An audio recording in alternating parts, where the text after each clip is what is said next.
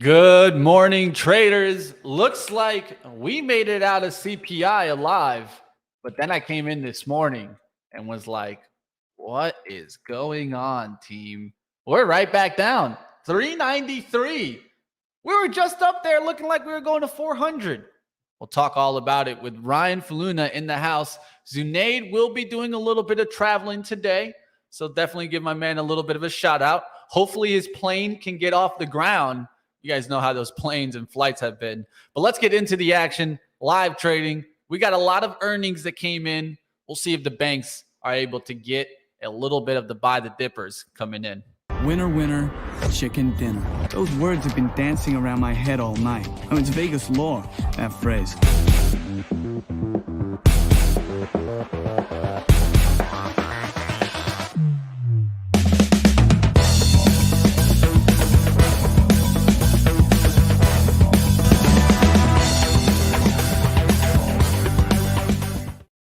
Good morning, team. How we doing? Let's get it started. See you guys in the chat. It's always good to see you guys. We got Jonathan, K, Jelly, Becca, Zoltan, Mike G, Beach Bum, and of course, my man K Chat in the house. Let's go. Let's get it started. Let's talk about what the recent action is. I'm actually put up Ryan's chart since I kind of already gave a little bit of an outlook into the SPY. What are you seeing this morning, my friend? Well, thanks. First of all, great to be here. Loving this live trading every day of the week, right? I could get used to this. Oh, yeah. Let's go. Thank you to everyone that comes out every day to support us. Please keep doing that. Smash the like. That's how we did this, by the way. That's how we got this extra day. Your support and your likes. So when Mitch is asking you to smash or gently caress the like button, this is what can happen from it. So keep it up. We really appreciate all of your support. Now, Mitch, to your question here about the SPY, you're right. We did get that CPI print. It's now out of the way. That's great. It was in line, right? It was in line with expectations. Remember, the day before, we actually kind of melted up into the close, and then we got the print in the pre-market about an hour before the market opened. So to me, this was kind of expected. And furthermore, when you look at the chart, the technicals say that this is exactly what should have happened. I've shown you this chart now several times. This is a constantly updating chart that we go through in our happy hour program. One of the regulars on the happy hour does his own charting and shares it. We mark up the communal chart here as well. And as you can see, the huge bear channel, which is this blue shaded area, maybe I should shade it red for bearishness, but regardless, this huge bear channel that the SPY spent the entire year in last year is still in play here today, right? So you can see we actually traded right up to the upper boundary, literally almost touching that trend line, and immediately selling off today. Sell off today led by the big banks. Pretty much every bank that reported, with the exception of Citigroup, is down here this morning. Looks like that's taking the market down. Tech down as well. Apple, Amazon down. Tesla pounding the lows here. So if you recall, my feeling was that, hey, there's still more downside to go. Inevitably, I think we test 348 to the downside. So I am not shocked at all by today's market. The one thing to keep in mind is that the volumes are still pretty low. So let's not get too excited here. All of this seems to be within reason here. I would say that the next step here is probably this 384 level. This has been in play for a long time. This has been an extremely important level, and I wouldn't be shocked to see us trade down there. One more thing to note here is going to be the VIX. Really, the 1850 or the 18 handle in general has really marked the bottom of the VIX, and after the CPI print, it got melted. VIX got absolutely melted. Yesterday, today in the pre-market session, let me just get my cursor on here and make sure. Yeah, today in the pre-market session, we hit a low of 1866, and we've immediately bounced from there up about 3/4 of a point on the VIX. So that level, that 18 and a half level, is still in play as well. I would expect a little bit more downside here. We'll see what happens on Monday as we progress through earnings season. So that's my thoughts on the SPY here. Not shocked even a little bit. And frankly, this doesn't necessarily concern me. I would be more concerned if everyone thought the rate rises are over and this, that, and the other thing. I actually think if we get rate cuts sooner rather than later, that actually spells more trouble as opposed to less trouble.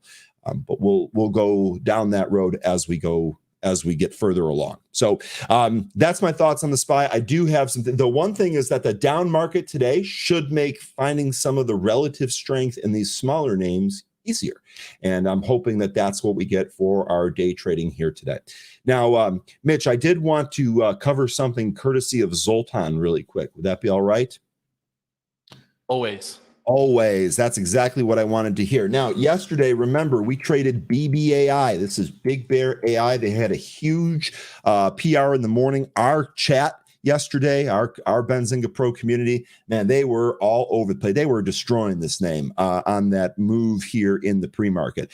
We did get a couple of pops here in the regular session, really did a fairly good job of holding its gains for the most part. But Zoltan from our news desk team, due diligence extraordinaire, and he brought something to the table yesterday that I wanted to share with you folks here today.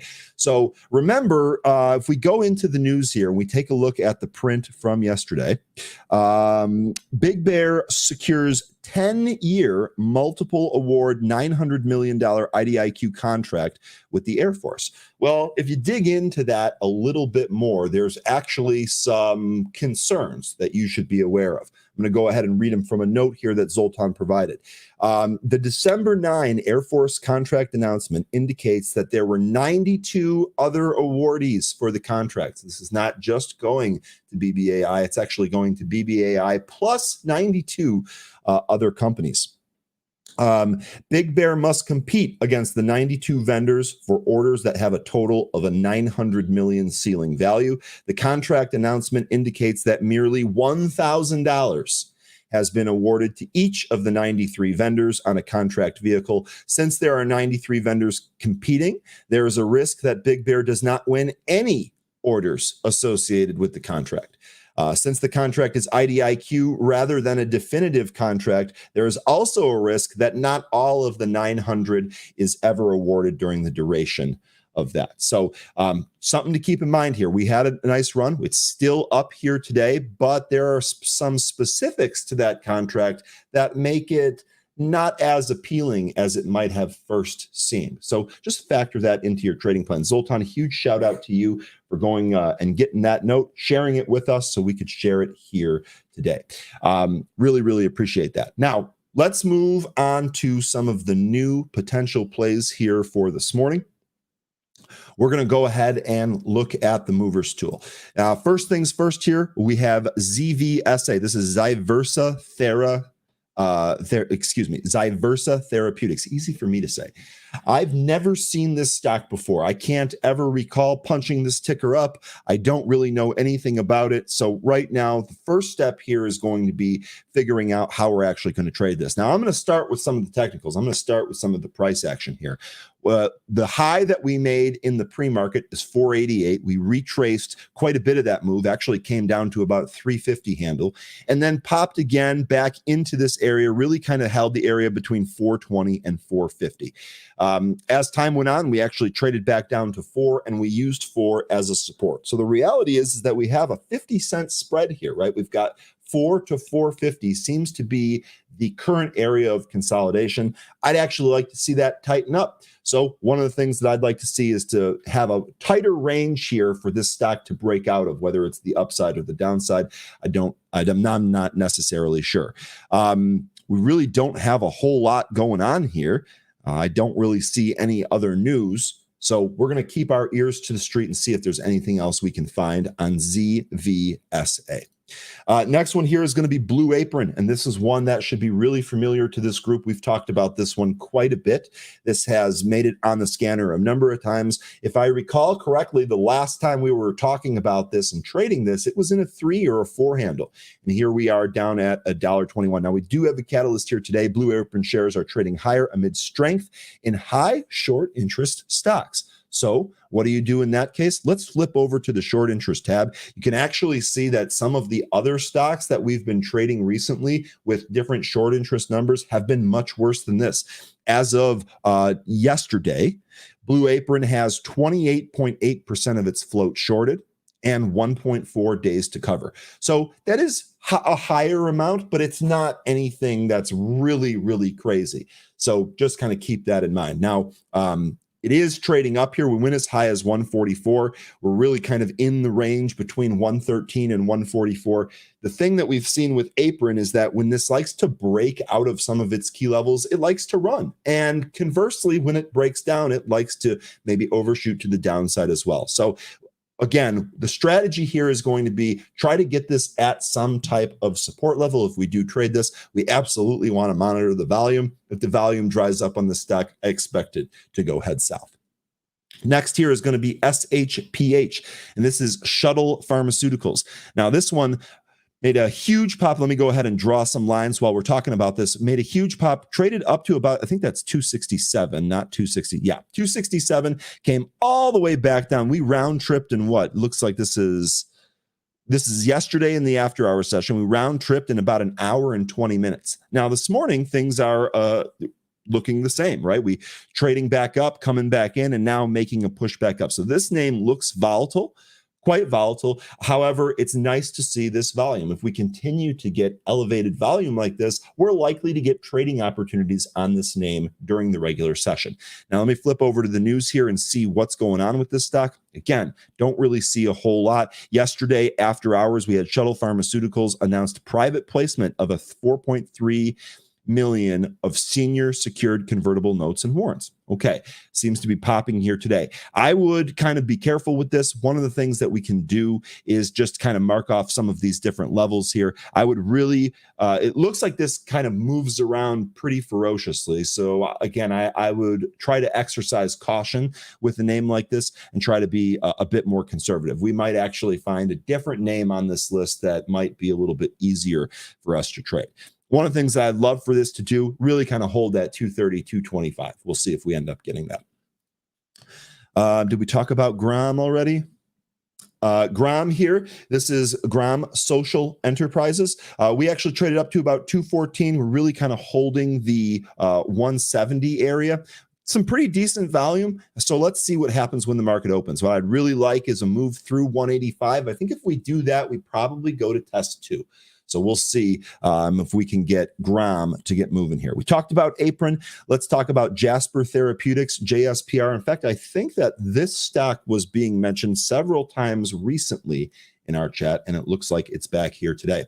We do have a catalyst on Jasper. Jasper Therapeutic shares are trading higher after the company announced that new data for briquilimab, hope I pronounced that right, will be presented at the 2023 Tandem Meetings, Transportation and Cellular Therapy Meetings of ASTCT. Boy, I bet they line up to hear that one. Anyway, JSPR here, we made a high of about 254. We've come all the way back down to about 2. This is no surprise, right? We've actually seen this make huge moves in the pre-market. If we take a look back here to January 10th, we see something very similar, right? It made a huge move up to 238, retraced all the way back down to 180. However, when the market actually opened, when we got that volume rush that I'm talking about every single day on this show, we actually had a tradable move here, right? Break right through 186, traded all the way up to 215, gave us a nice little opportunity for a day trade. This is effectively what we're going to be looking for today on this name. We want to see if we can get any type of volume expansion here, and better yet, if we can get it through a key level or through a consolidation area, we could have a potential day trade on our hands. While it's knifing right now and while it's discovering its price, let's wait that out. Let's not get cute before we know where it actually wants to settle. Next here is going to be Hexo, and you can see Hexo, we went as high as 243 here. We've retraced almost $1 of that move. This one, definitely want to wait until you see some strength. If we don't see strength, just kind of pass on this one. So this is one we'll put on the back burner. Next here is QBTS, very, very similar to Hexo. We had a huge pop, Huge retracement. Let's wait for it to set up. Now, one of the other names here is going to be Space, and we did get a catalyst here on Space. You can see this actually traded up towards the $6 handle, didn't quite get there and pulled back down to 5. Looks like 5 has held. So we'll see where we can go from here. Now, if we take a look at the news, we'll see that yesterday Virgin Galactic evolves aerospace leadership structure in preparation for commercial space operations. So it sounds like they're getting ready to go to space pretty soon. Virgin Galactic expects commercial service to begin in Q2. So it looks like some of the anticipation from that is one of the reasons we're trading up here today.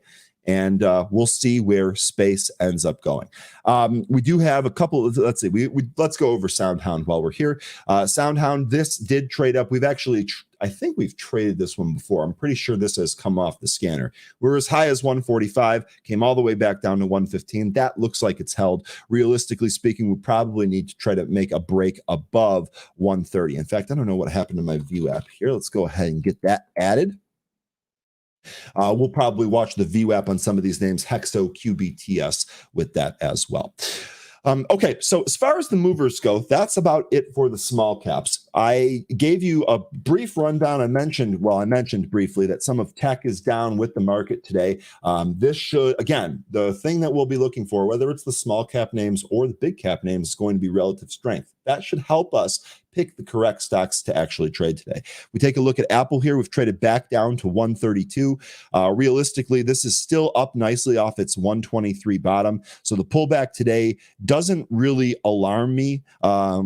As an Apple bull, doesn't really alarm me. I wouldn't be shocked if we bounced off this 130 area. That would kind of make sense to me, but let's see what the market ends up doing today. So Apple might be in play today. Looking at Amazon here, that was the other one that I had on my list that I noticed here this morning. Looking at Amazon, we've really kind of traded down and held this 93 level. So what I would like to do is I'd actually like to see some more volume and a curl back towards 95. Might be able to play that with options.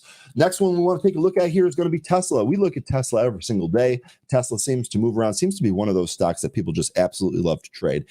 Coming here off of 116, looks like we are trying to curl. It's worth noting we do have a catalyst here. Tesla shares are trading lower after the company reduced the price of its EVs in the US and Europe.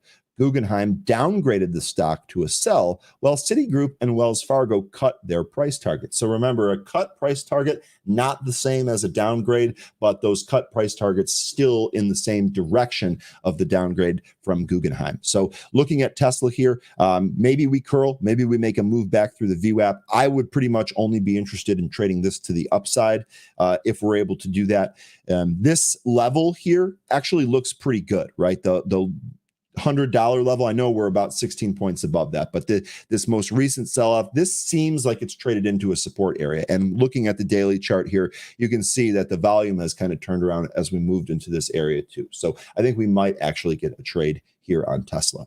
Now, I want to throw this out to the chat. What do you guys want to take a look at? What are you seeing out there? Mitch is having an issue with his animals, so he'll be back here in a sec. Let's go ahead and talk about some of the stocks that you folks are taking a look at. Let me run through the chat here. You guys are talking about Litecoin. Jan saying, come on, guys, 400 people watching, only 75 likes. Click it now. Really appreciate that. Again, your support and likes are why we are even here today in the first place. So let's keep that up. I'm going to play on Zella today. Okay, so this is one of those penny stocks, isn't it? Well, yeah, this is a 7-cent stock. I mean, this chart looks like absolute death. Booglog, I hope that you got a plan for this one. I am going to avoid this completely. I'm not even really sure how I'm going to break the stock down for you. I'm really sorry. If you have a trade plan, definitely go ahead, throw it in the chat. Let's see what's going on. Oh, you guys are hammering me with tickers. James, we already took a look at Hexo. Faro Towers, short Virgin, buy Tesla. Okay, so it looks like the pop here on Space is an opportunity for you to trade that to the downside. Let me just keep running through here. Balls, interesting name. NMMD. Isn't this MindMed? Isn't this MindMed? What do we have going here on MindMed? Don't really. We had a nice little move in MindMed yesterday. So the first thing to take note of here is going to be yesterday's intraday high. Huge follower of the highs and lows of the previous day. Those often act as levels. Looks like MindMed here set that high at about 327. Now, if we take a look at the daily chart here, hopefully this is bottomed. It sure looks like this is kind of a bottom chart. Hopefully that's the case. The one thing to notice here is that if we do trade up past that 350, 360-ish level, we are in a gap that doesn't really close until 5.5. So for all of you gap traders out there, or people that like trading some of those gaps, keep MindMed on the back burner. We still need about another 70 cents from where we're at to enter that gap. But if we get some increased volume and we enter into a technical gap area, we might be able to draw in some more volume. So let's see. Nice shout there, balls. Can't believe I just said that. You folks want to take a look at JPM. I'm assuming you want to take a look at a lot of the banks, given the bank reports today. So here we go on JPM. Now remember, JP Morgan, this was up considerably into this print. I mean, look at this move, right? This is 101, it looks like, all the way up to 140. It's a 40% move thereabouts into the print yesterday. So maybe some of that information in there, some of the increased positivity and the higher interest rates baked into that. JPM, one of the better performing banks. The catalyst here is, of course, JP Morgan shares are trading lower after the company reported Q4 earnings. The conference call is also ongoing right now, so keep that in mind as well. Realistically, I think if this does trade back up, if you're going to try to day trade this, maybe a move through 137 going to give you an opportunity for higher here. So that was JPM. Good stuff there. Mitch, you got anything that you want to take a look at? I was just basically asking the chat to run through some of the tickers that they're looking at and covered it. Covered all of the names on my list. You got anything before we open here in a minute? Yeah, just going to be looking at, of course, oil names. Those are the only ones that I'm really expecting to have an up day. But that's just because it's going to continue the trend. At least that's what I'll be looking for. XOM, really strong day yesterday. I talked about that before it opened. It had a good day. We'll look for it to get back through that yesterday's high. You guys can see right here, you run right into it in the pre-market. We'll see if we get back up there, the 113.75, 114 area. We'll look to see if we get back up there. SLB is another one that I'll be watching. Of course, I mentioned this one yesterday. Had a hell of a day yesterday, so could pull back today. And especially with oil, sometimes be careful right out the gates. We do like a lot of times like deeper time frame pullbacks and then eventually find a bounce. So we'll be looking for moments like that also today. I don't like to just react in oil like right to the upside unless it's like a known catalyst or something that's in it. But of course, today, I think it's more sector and industry rotation, looking to see what is going to be strong, what's going to be weak, versus me trying to think about this before the market open, because I've already seen some weakness. I want to see if that weakness continues into the open. And then, of course, we'll take a look at what stocks are strong, what stocks are weak. Financial services opening up weaker. That's one thing to just note, right? JPM, names like that. We'll look to see if they come down fast today. JPM right now looks like a potential short. Would look for a rejection right back above towards 136.34. But it could just flush right now through the 134. It's already coming down. We'll see what happens on names like this. Industrials pulling back today. Name to look to see if there's weakness out there is DE. We'll look to see if that comes back up through 440. If that can come through 440, we could look at Picard to hold 100, make that move back towards 102. This is one that I'm keeping an eye on. All right, catching up with the chat. What's up out there? Any ideas on Microsoft puts? Well, I don't do puts, but I can take a look at least for Microsoft shorts, and that doesn't look too bad either. I would look for it to come back into kind of the prior day range. You already did yesterday's range. You're hitting that right now. We'll look to see if we cut through that, then make it towards the 11th range. I would look for a move back down to 234s. We'll look to see if we get that cut down today. Microsoft looking like it's fighting to get back above the 237s. Now we're starting to hit that 236.40s. We'll look to see if it continues to the downside. Amazon's another one, right, that was strong. But this one was gotten weak right before the bell and now bouncing back. So just be careful there. That is getting a little bit of up move. Google has been bouncing back as of late. That is getting a little bit of an up move. The SPY overall, up here towards 394.03s. We'll look to see if we get back there towards 396. Grom on a potential VWAP cross. I got the VWAP at 178, currently at 175. We'll see if Grom can get going. Grateful to God saying, you guys ever do plays on leveraged ETFs? Yes, absolutely we do. In fact, SQQQ, TQQQ, SOXL, SOXS have been very popular ETFs that have been traded amongst this group. I don't have any angle or trade plan on any of those here today, but we often do. Yes, that's a great question. All right, here's one that's looking good. ZVSA. I'm sure Ryan probably already mentioned this one. I wouldn't be surprised if he did. Definitely look at that stock setting up there for a nice little push towards 450s. This one looks like it has crow all over it, but yeah, see what I did there. We did talk about this one. One of the things that I was saying is that it really needs to break out of the consolidation zone at 450. So that's my spot here to the upside. A breakdown through 4 pretty much takes it off the table for me until we can confirm a curl back towards the highs.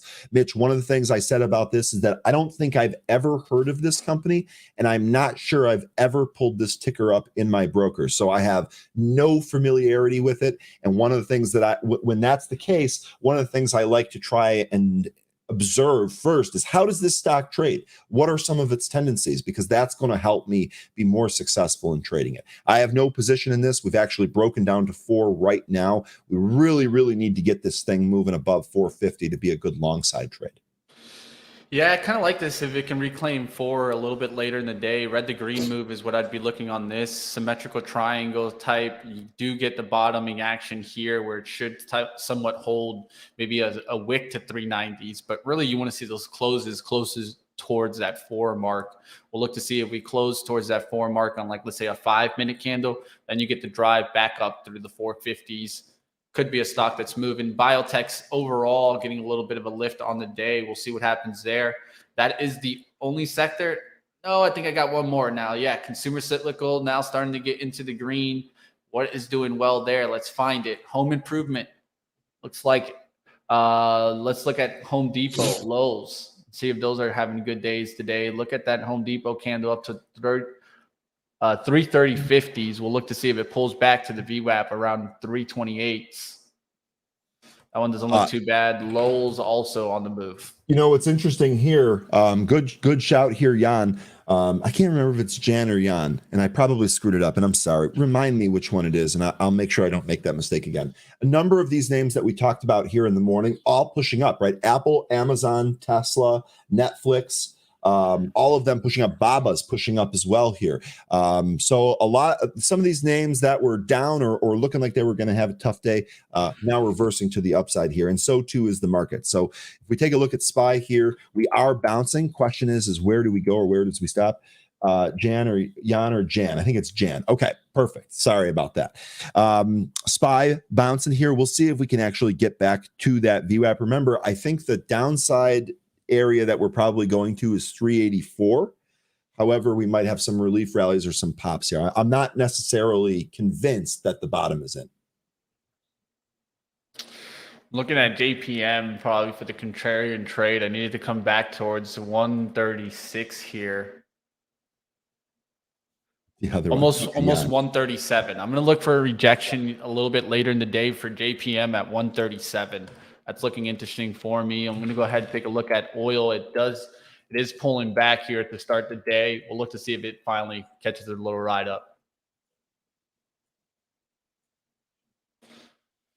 Keeping it simple out the gates has really been helping me lately. I've been doing really good for the year. Going to try to continue the patience. No need to trade everything under the sun. I know that sometimes, we want to see us trade a ton, but to tell you the truth, right now, I feel like picking and being kind of later in the day. If not, I like either out the gates or a little bit later in the day when I feel like I know the trend on the day. I like quality setups. So if I'm not getting a quality setup, I'm likely backing off some of the active trading here. Grom, by the way, continuing to move lower here. 162. Looks like 160 is your near-term bottom on Grom. All right, cyclical still leading here. Mitch, what do you think about some of the Bitcoin names being potential tax selling names from last year. It feels like as soon as the calendar turned over, Bitcoin started to get more momentum to the upside, and the coins or Bitcoin itself, but then also some of the stocks that relate to it, like Mara and Riot. Here's Hut again today. Had a big day yesterday, really kind of holding its gains today. You think there was any tax loss selling on some of the Bitcoin names last year? Of course there was. I mean, that's just that'd be kind of more of an obvious one just because of the charts, right? The charts will tell you that there's probably investors that are caught, right? Now, the only thing that I would state there is that, of course, Bitcoin was moving up, right? Bitcoin loves to be correlated with the NASDAQ. And that's one thing that I would say there is that I'd be careful with eventually seeing Bitcoin turn back around if you see our stock market turn back around, right? And that's one thing that I would say is really actually true. I know that some people don't want to think it, but Bitcoin and cryptocurrency overall is very correlated with the markets. Whether we want to think it or not, it definitely is. Bitcoin today trying to make that move up. Will it just come right back down through 16,000? And if it does that, well, these miners will probably just get hit again. And so I do think that these are pops. But to me, I think this is more dash for trash. And that always tends to turn around. I personally wouldn't I don't think you're seeing Bitcoin back over like 30,000 this year. I wouldn't even see 30,000 this year. I think it's going to take a little bit longer. I'm wary of giving price targets because I haven't been able to predict the price of it any year, let alone this year. So I'm just, like I said, I have a very, very small speculative amount in Bitcoin, and I'm in it for the long haul. Talking 10 plus years. I called the last bottoming to within 1,000. So with that being said, I'm just going to stick to that. There you go. That's actually not bad at all. So no, really, it is. It was back when I was with beginner trading, and anybody that was with me back then will tell you how much I was just pushing and pushing. But at that point in time, I was talking about it. I was trying to build my accounts at that point. I just didn't want to go ahead and invest in Bitcoin because I just didn't have that much money. That was back when I was in college. Yeah. And that's the truth. But the big thing for me on that end is just the 3,500 area. That's where I was calling out when we were coming from 20,000 down. And it was a pretty good bottoming action there, right? And so I'm looking for that 86% retracement again, something similar to that. That would bring us back closer to 11,000 or below. That's where I'll start dollar cost averaging in. And one of the things that I had to do that is being patient. It's hard, right? It's hard to get that patient. But if it doesn't come down there, I might miss it. And that's also something that you have to realize when you're trying to buy the dip and get it in a discount, right? Well, I'll wait to see that. I know that right now it's not the time. I know I would not be jumping in, at least right now, at the 18 or the 20,000. Just doesn't make sense for me on the waves. With shouting out HKD here, saying Reddit is all over it. HKD strong move out of the gate here. This is a no trade for me, a no touch for me. But I know that the group's been trading HKD here, so nice little move right through 11 on HKD. I do want to go ahead and mention something here from Cameron MacArthur. I will not, and I don't think Ryan will be either at all. We won't be touching GMGI today because we will be doing the interview just later today, team. So stay tuned for that. That's going to be closer towards 10:45 a.m. Eastern. Once we start dying down on the trading action, we'll go ahead and play that GMGI interview. You don't want to miss it, team. That stock has been strong as of late. We'll see what happens to it today. Got to a high of 450?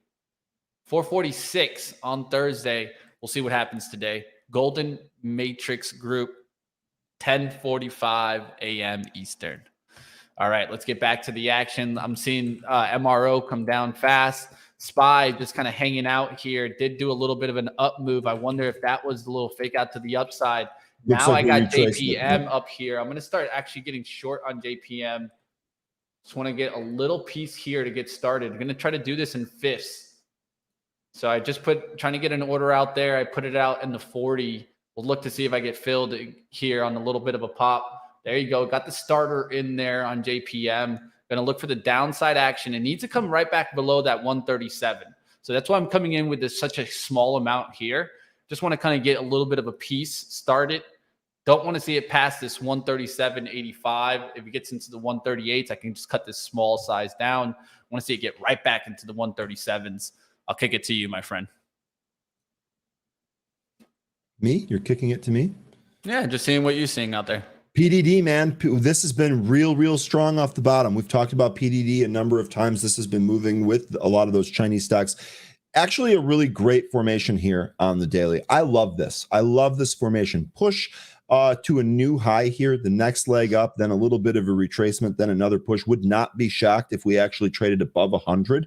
Might actually look for a swing. I can't justify starting to trade Chinese stocks here. If I was going to, though, I'd look for a swing probably in the February contract. Looks like those 100 contracts are at ask of about 590 right now. So that would be what I would be looking for here. I think you actually might be able to get a double up on that too. So possible swing long here on PDD. I would probably stop out if this really reversed. I'm using the 5-minute right now. I always like to look in a little closer. That's okay, but trading off the 5 or deeper right now. All right, looking out there, JPM spread is a little wide. Yeah, it gets a little wide sometimes. It sometimes separates by like 10 cents I've seen. Like right there, 7 cents, 6 cents. It's a little wide. We'll see what happens. One thing that it helps me, though, and it's been doing me well, at least to start the year, is sizing in slowly.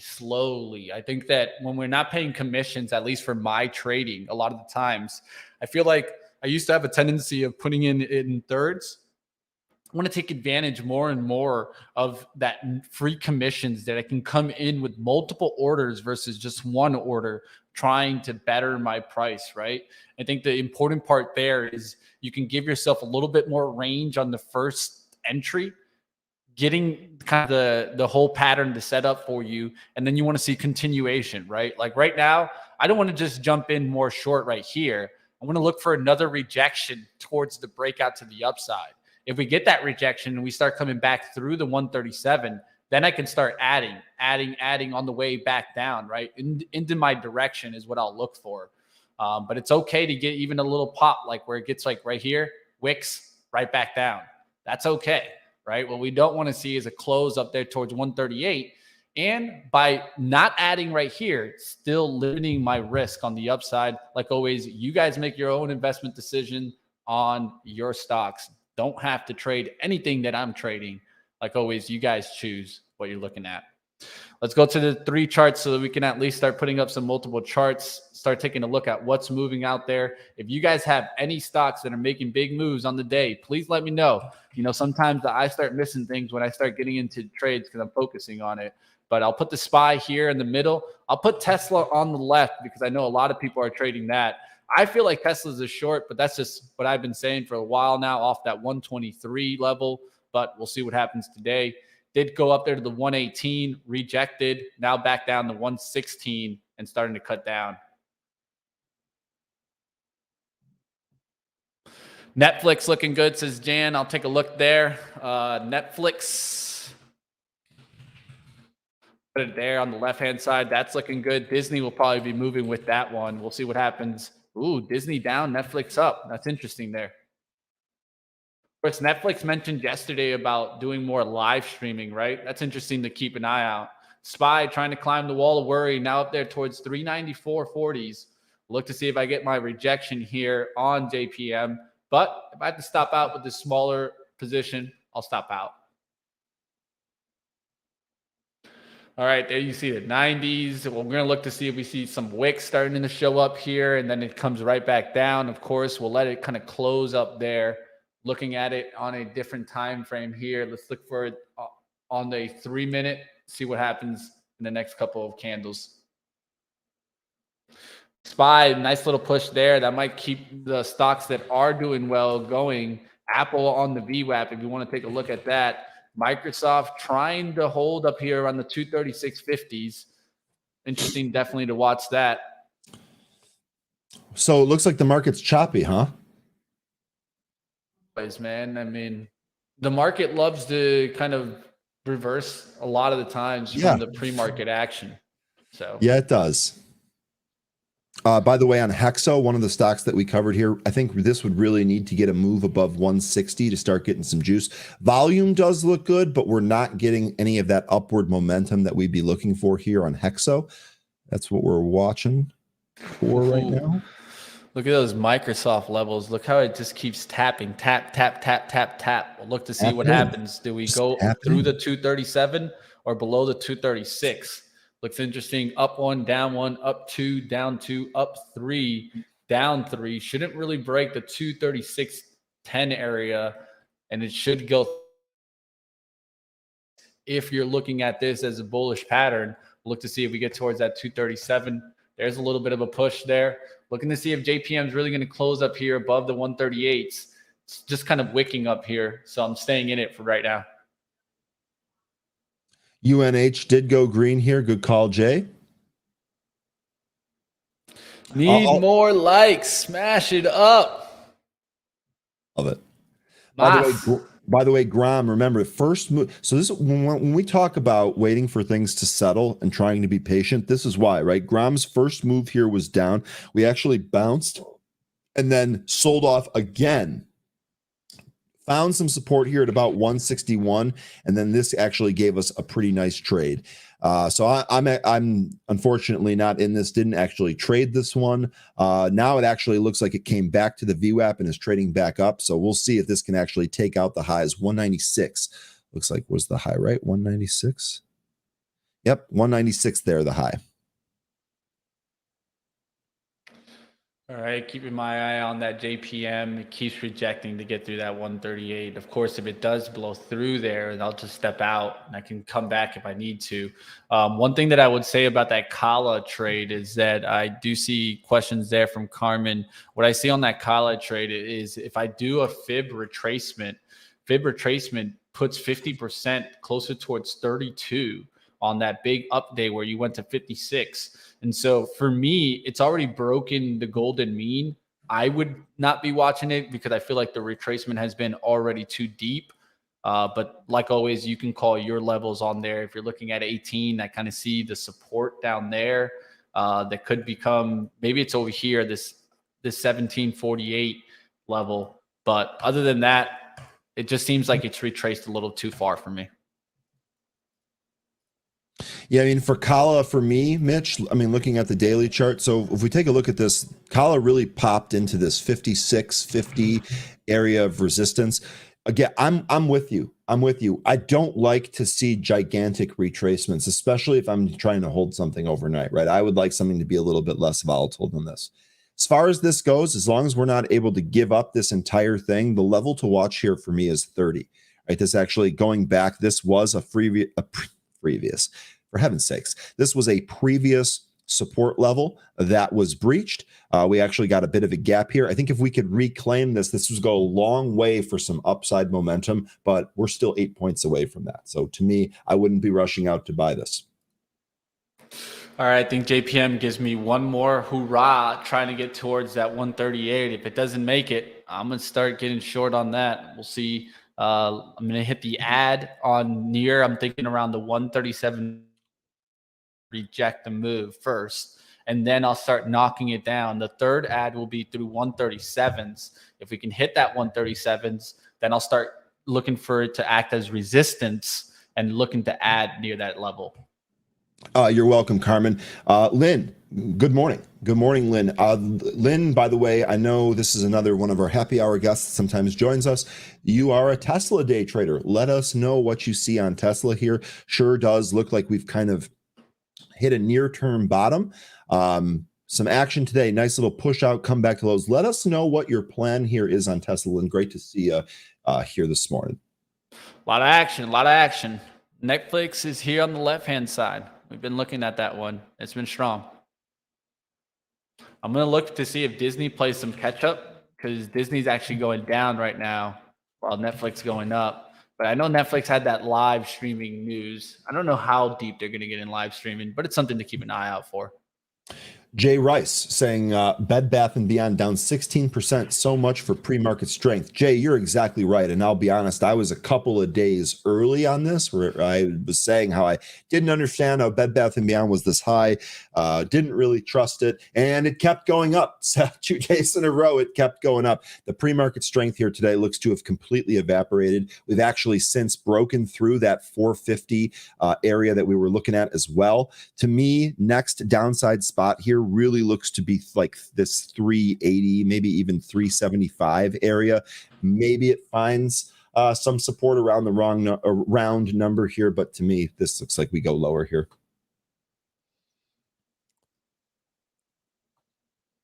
Waiting for Tesla to back down to 101. Not today. Okay. So, Lynn, I can actually really, really appreciate this, right? You have a plan and you're not trying to deviate from your plan. You're not going to let the noise and all of the stuff going on deviate from your plan. You're going to wait for 101, looking to trade it back to the upside, I think. So good stuff there.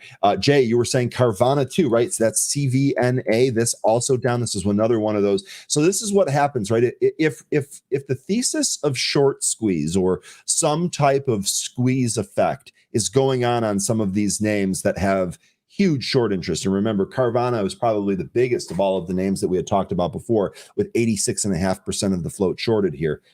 When that rush to cover, or when that cover momentum ends, the stock starts to trade back down. And we're seeing that same thing. Jay, let me know what you think. I wouldn't be surprised if the selling momentum increased here and we actually retraced maybe 6 or even 550 here on Carvana. To me, this one would be a no touch. TNXP, Becca was asking about. Let's take a look at that. That's one of those pennies, right? And I transposed the letters. This was a penny, but it's been so strong that it's now over $1. Interesting. And oh, nice. Okay, so I apologize. I take that back. This one actually pretty good trade here. Sorry, this wasn't on my radar. I feel like I could have helped you folks out more. This 120 move looks like we pushed right through 120, came all the way back and tested it and went to new highs here. So if the volume keeps up here and we see this momentum to the upside, there might be another trade here in TNXP. Good shout, Becca. Good shout.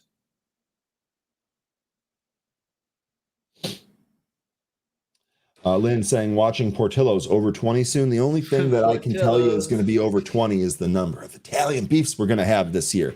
But all jokes aside, 1991 there on Portillo's, that 600 store expansion seems to be going well, despite some of the economic conditions. So let's see here. Portillo's a long-term hold for me, multiple years. Would not even looking to sell it on the pop here. Long-term hold on Portillo's for me. Big rejection there in the SPY off of 395. It was really close to it. It went to 394.99. 2 rejections now off of 395. We'll see what happens there. Tesla trying to make a little bit of a comeback. Just keeping an eye on the trades right now. Just staying focused a little bit. You know, one of the things is I'm just keeping my eye on that JPM, if it's going to push or not. Seems like it keeps rejecting right here. So I still give myself room here. And that's the important thing. By going in with a fifth of a size, I can still let it work. The other thing, one of the other things I'm noticing, I see here in the chat, where was that comment? Colton mentioning that Mara is popping. We've been talking about this the past couple of days. Both Mara and Riot have moved to the upside with Bitcoin. The thing that's interesting to me is that the moves in these stocks, in Mara and Riot, have actually been better or bigger, if you will, than the move in the actual underlying coin. The move in Bitcoin, not as much. In fact, we can probably chart this, right? Let's see. Let's try and measure this. So the move off the bottom here in Mara is what? 40. No, that's not 145%. Yeah, 145% move. If we go to BTC, I think it's go stopped ahead out and on measure JPM. that move. Say again? Out of JPM there. Yeah, it just started popping. Started popping a little bit too much there towards the 138.50 area. Not going to stay in it there. It closed up to the top of the range too. That just told me that I wanted to get out. I can always get back in. We'll see what happens. SPY rejecting again, 395. Bitcoin chart taking its sweet time to load there. But so yeah, so Bitcoin up 16.6%, yet Mara up 145%. So the trade on the Bitcoin bounce here, you were better off actually trading the stocks connected to Bitcoin, at least several of them, than trading the actual coin itself. So another reason for me why I just don't trade the coins. I buy them and I hold them, and they're only the big ones. So interesting stuff there on this recent Bitcoin move. SOXS, this actually might be in play today. If we come across any other topping formation intraday here on the SPY, SOXS might be the trade. And actually, it looks like we're kind of at these lows here. This might be primed for a reversal here. That UNH move really got those healthcare plan stocks moving. One that I wanted to get on my radar today was Cigna. It went right to the resistance, came back to VWAP, and then just popped off. That was a really nice play. Just that's what happens sometimes when you're just watching too many things. That was a really nice play. UNH, you're looking for UNH to continue to move, right? Cigna is the reason why a lot of the industry got knocked down, and boom, right off the VWAP. Gave you 3 times to get off of that VWAP. Low here, 310.08, VWAP 310.17, VWAP 310.14, low 310.10. Right here, 310.09, 310.12s would have been perfect there for risking on Cigna. And that's a nice move, almost like a 2% move there for Cigna. Nice move. And all of these are having a pretty good day there. ELV is another one you can look at there. MOH, Molina Healthware. Of course, these are more expensive names, but I like the way they trade when they're doing well.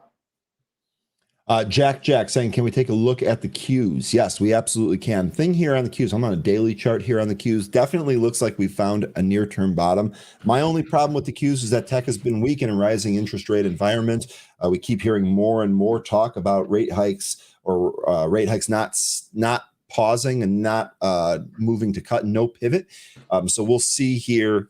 To me, I still think the market's going lower here. I'm not necessarily trying to swing the Qs. One of the things that really jumps out to me is going to be this trend, right?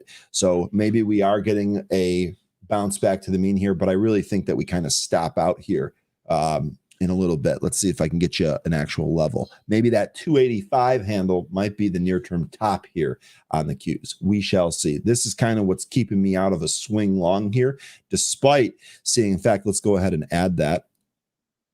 Despite having this type of thing, have a nice little triangle on here. Let me actually do this. This is a good thing to actually leave on the chart. So let me go ahead and adjust this, make this white, make this a little bit thicker. Boom, boom. Okay. And we'll just extend this trend line down to the horizontal line. There we go. So this triangle here, this seems to be what we're in. We'll see where we break out of this triangle. To me, my impetus is to the downside here.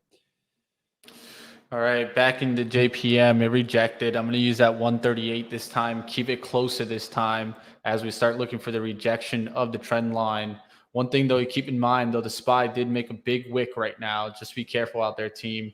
SPY is really volatile today. It's doing like these little wick moves. It just did like a 80-cent wick move and then came right back down. So if you are trading SPY, be careful out there. Jay, I would do that exercise for you. I'm sorry, I do not have some of those tickers in the data feed. I apologize for that. That's one of the reasons we kept our costs lower for the customers. But you're basically talking about the relationship to the dollar and gold. Basically saying gold was at lows when the dollar was at highs. Big 3-month reversal. All right, looking for the takedown through the 137s. Then we can look for little pops to add. Got 137.70. Let's look for how's the BA? Ooh, look at that. That kind of helps me out, right? Look at Bank of America. Yeah, big sure does. move to the downside. What's the leverage for the financials? I forget that one. It's not XLF. It's let me see if I can find it for you. Hang on a second. Yeah, I don't trade it too often, but banks leverage. I usually know these. There's one that I see right here. The Dextron FAS. DPS FAS. FAS. Oh, that's not it. It's not it. Oh, FAS. I put That's the bull. FAST. That's the bull. You're looking for the bear, right? Yeah, the bear. FAS. The bear. Ooh, look at that move on Bank of America.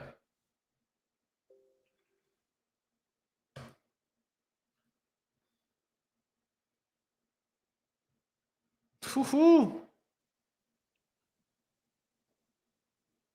FAS, I believe. Faz, there you Thank go. you, Easy Mike. Easy Mike. This is an Easy awesome card Mike. opportunity. Thank you, Easy Mike. I said FAS. It's actually FAZ. Easy Mike, you the man. There you go. Morning, We'll see Mike. what happens on this Morning, trade, Rudy. right?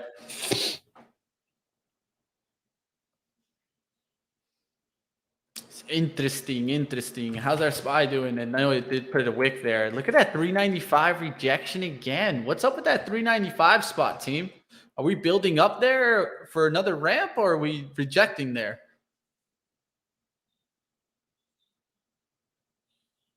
It seems like it's building there, but it could be either or, right? It could be rejections there, or it could be volume filling in there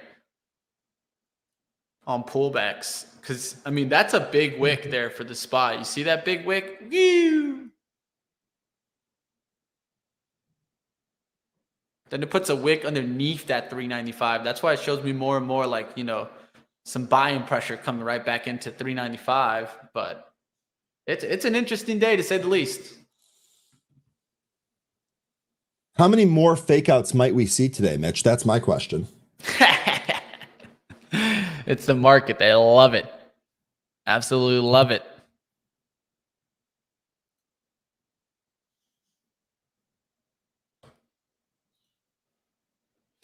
Look to see if I get that rejection on. Look at that recovery for JPM. That's why I feel like there's some buyers right there, because it seems like the market doesn't want to flip. Even though it's rejecting at 395, it might be that some people are just like loading there. So I'm just keeping a watch.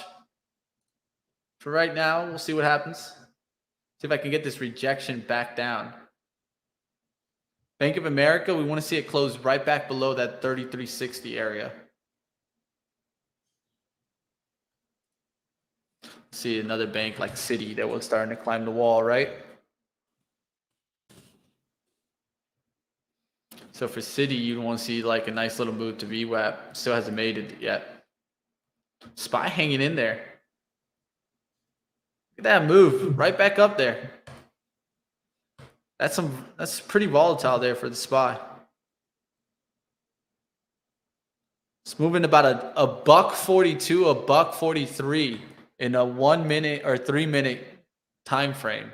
That's pretty intense there.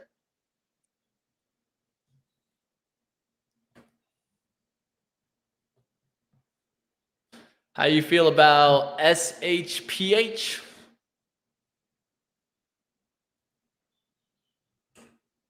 SHPH. Let's take a look at that. Pharmaceutical looks like it's trying to hold the pre-market range around 230. It's trying to act as support now. So that doesn't look too bad. Definitely he's kind of making a little bit of a volatile move. It had that one up, one down, two up, two down. I'll kind of try to get closer towards that 230 so I could risk right underneath that. But it doesn't look too bad if it really gets popping through the 250s. This one is volatile, though. It's pulling back about 18, 20%. But the move up is also a big move if it breaks out. We'll see what happens there. Now we're getting that rejection again of that 138 for JPM. So I'm going to look to add there. I want to see really some of these banks really start breaking down. FAZ, we want to see that kind of maybe take off to the upside. We'll see what happens right now, team. Tesla to reclaim 120 fast. Let's see, Tesla's trying there.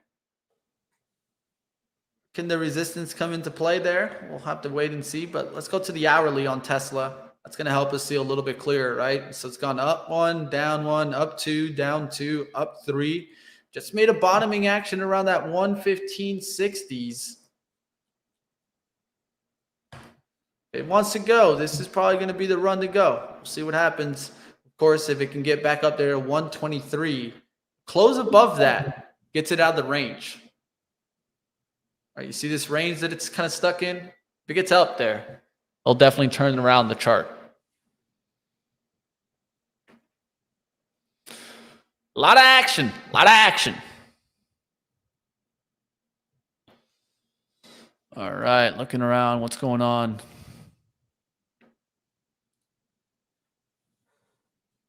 No show Monday. Oh, man. Long weekend. Yep. I'll take it. I need one. Look, enjoy your long weekends. I know we're all addicted to the market. We all want to trade. We all, want to increase our financial net worth and all of that. But when you get these days off, enjoy them. Certainly don't try to show up because there's going to be very little volume on Monday. All right, JPM now starting to get good into the green for me. If I took the profits just right now, I would be break even, just to kind of give it a perspective, right? So a loss to a break even perspective. And what I'm going to do now, of course, is I'm looking for the breakdown of 137. I'm not going to run to the profits right now because it's always about profit to loss ratio with me, right? What I always would like is that one good trade can cover 3 bad trades. That's the way I like to approach the market, team. And because I know that if I can be, let's say, maybe 40, 50% accurate of the time, if I go after those style of trades, I'll be in the green. And that's the way that I like to approach my probability. But like always, you guys find what probability works best for you. I think that's an important thing to take a look into and go back into your data. See if this is your best kind of profit to loss ratio approach. I think that keeping mathematical probability is one of the best things for traders, especially when you're new. Keep the probabilities in your favor as much as you can. Totally second that, Mitch. Real quickly, I second this too. Gary Morris, welcome, Gary. How you doing today? Saying, I consider days off as mental health days and bourbon. Now we talking. Now we talking. Yeah, you're talking our language for sure, Gary. I mean, we get NFL football this weekend.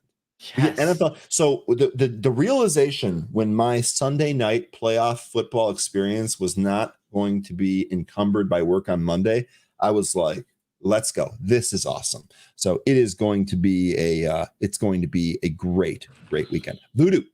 Let's take a look at this. Voodoo saying, I like SOXS. So whoever was asking earlier about those levered ETFs, not only is it us, but our community does a great job trading it. Shout out to Jay Rice, Voodoo, and Easy Mike, who bring these up quite a bit. Ryan, I like SOXS at around 28.74, but it wouldn't be too quick to jump in. Could retest the low of 26.80. So what he's talking, I think what you're talking about here, let's go to the daily charts and find some of these levels here. So what you're saying is that you think it could potentially test this low down in here, right? This is that 26.80 low. 26.80 exactly to the penny. But you're looking for a potential bounce here. You like it around 28.74. That puts us at it's about the same spot here. Let's zoom in a little bit. 28.74. So it's right about here. Looks like we're almost there. What I would do on this is I might buy little chunks and kind of scale in. And then that way, if it really breaks your point of no return, maybe you're not at a full position and don't have to take as big of a loss. I like this too. I would imagine that this market is going to reverse. SOXS would be the way that I would play that. BA mentioned in the chat there, it is flying again in China after 4 years for the 747 being down, and Boeing having a hell of a day today. Definitely, this is one of the strong stocks that I think can continue staying strong. And you guys remember, I was a bear in Boeing for a while now, and that was when we were down here. I'm back, and ever since we've been holding this trend, I've been kind of just watching it. The trend is so beautiful there. And when we started getting towards the 200 and we bounced right here off the 190, I was like, are we going to make a 200 run? Man, we've gone up there to 215. That's not a bad move itself. From there, it's about 12%. We'll look to see if this can continue making moves up. Boeing, having a hell of a good year. If you look at it just for the year, that's going to start you like right about here. That's about, 12% for a stock that's a little bit safer, right? We're not talking about like a WBD, right? Well, that stock has moved significantly, but the smallest move could bring it right back down. Yeah, good shout there on Boeing. It is good. Lynn Williams, by the way, Portillo's over 20. Nice there. Portillo's. Saying the 747 is my favorite plane to fly. You guys worked in the airline industry, didn't you? So you would know. Nice plane out there. All right. It's a battle today. G and BA, who'd have thought? SPY trying to come back up here. Trying to get towards the 396. Important level to look for. 396 recovery puts us back at support yesterday. It's not a bad outlook to see it get to the 396 today. We'll see if we reject there or do we keep going through. It's just been climbing the wall of worry right now. Will asking, what are your thoughts on APPH? Will, App Harvester, cannabis has really been kind of a tough trade. I do think there will be a trade in this eventually, but it's been very difficult to time. If we take a look at App Harvest here, certainly does look like it's bottomed.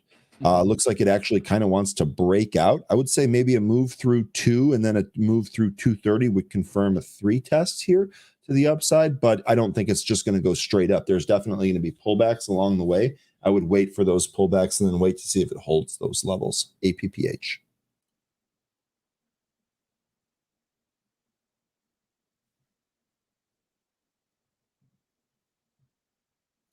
BZ office headquartered in Detroit, Michigan.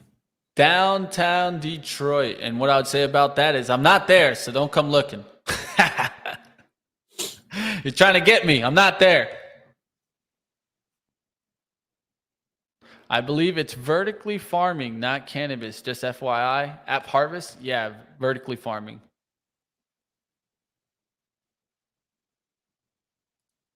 Got you, Will. No stress.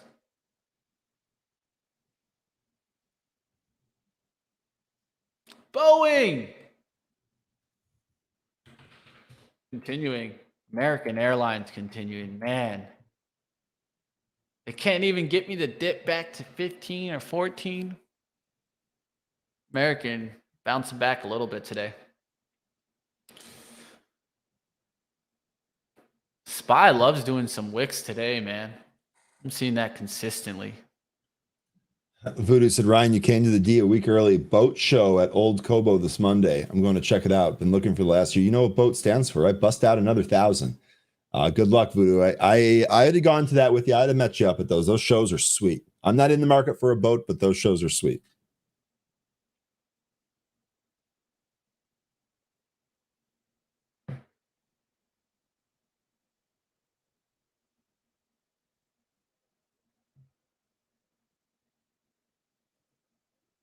HTG. Ooh. NCTY, the 9. Huge move here. Just get a kayak. The 9.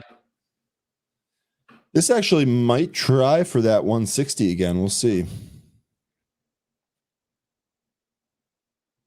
Yeah, Voodoo, I got to remember. You've been talking about this. I've never been there. I got to remember to do this. I'd love to do that.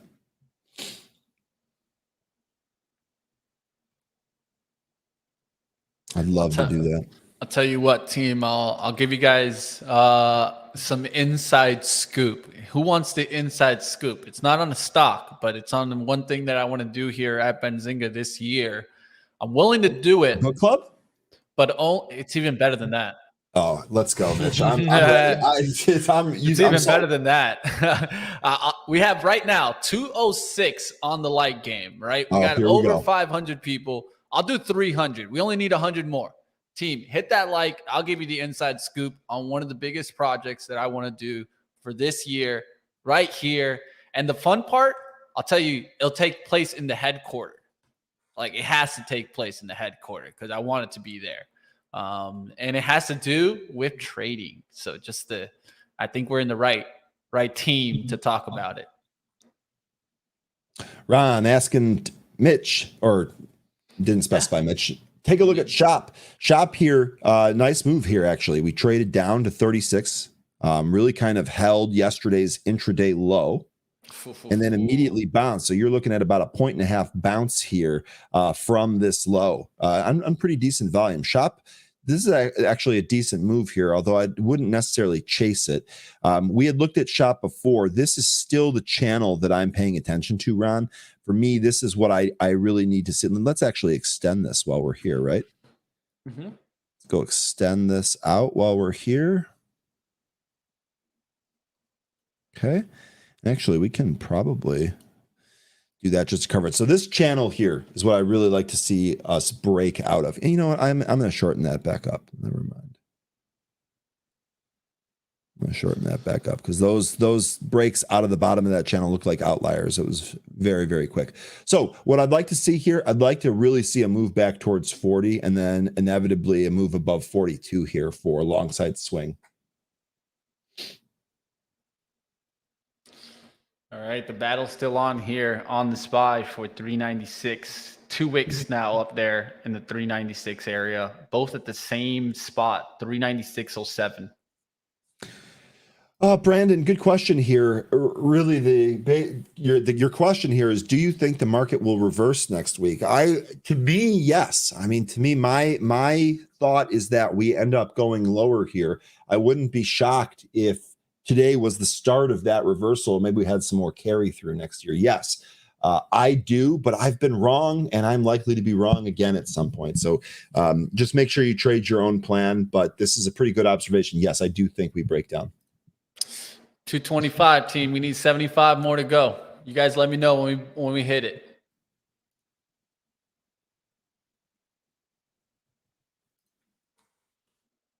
All right, what's going on with like a stock like Tesla? Are we getting through that high yet, or did it reject? It's kind of just balancing there. It's kind of playing around. The SPY is it seems tough because it gets an up move and then pulls back. Up move, pulls back. Look for things that are keeping trend. Apple's more of a keeping trend. We'll look to see Microsoft. Let me see how that is looking. A softy.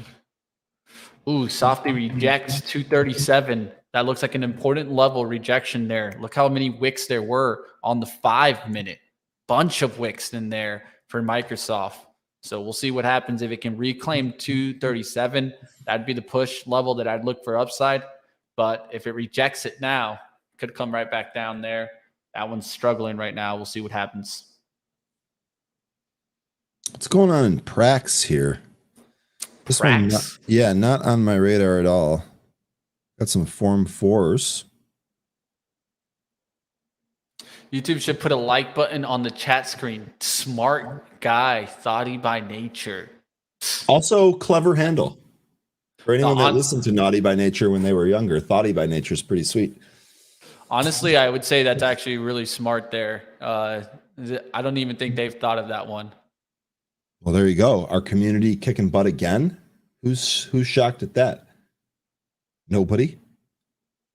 Yeah, so I'm basically just looking at Prax here. It looks like there's a bunch of insider buys that have come out today, and we're actually seeing this trade up. This is up 57%, almost 60%.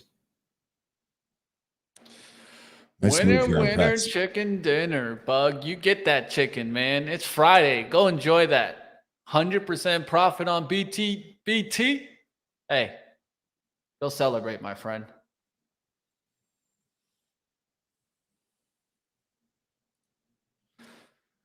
All right, SPY rejecting here multiple times to get back towards 396. Still in this JPM. Might get stopped out again here. We get there.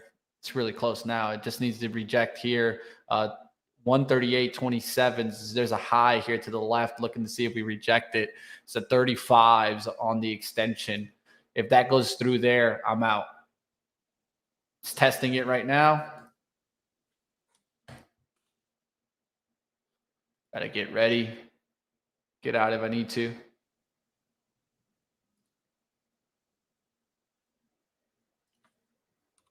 Come on.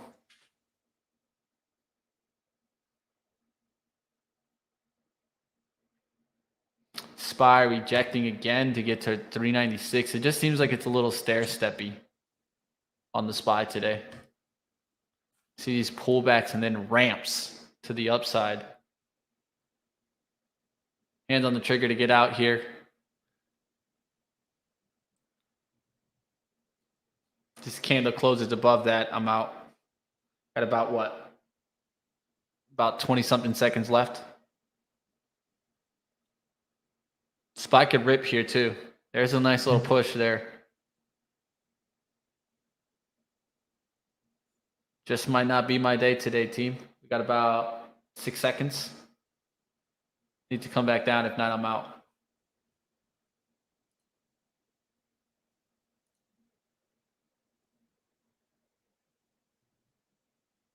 Out. Not going to be my day today, team, but I'm going to keep my losses measured there. And so comparable to, let's say, like yesterday's gains, it's about half of yesterday's gains.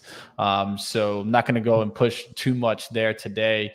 Took that second loss there in JPM, and that's going to do it for me. Instead of pushing and trying to make that money back, if I push on this next one and give up about 75% of yesterday's gains, that's where I'm starting to push too much. So I always feel like it's okay to like kind of give up about 50% of your prior day's gains. Anything more than that is usually going to start putting too much pressure on you to find that next trade. So instead of me pushing, I understand I have multiple trading days, right? Doesn't always have to be on one trading day.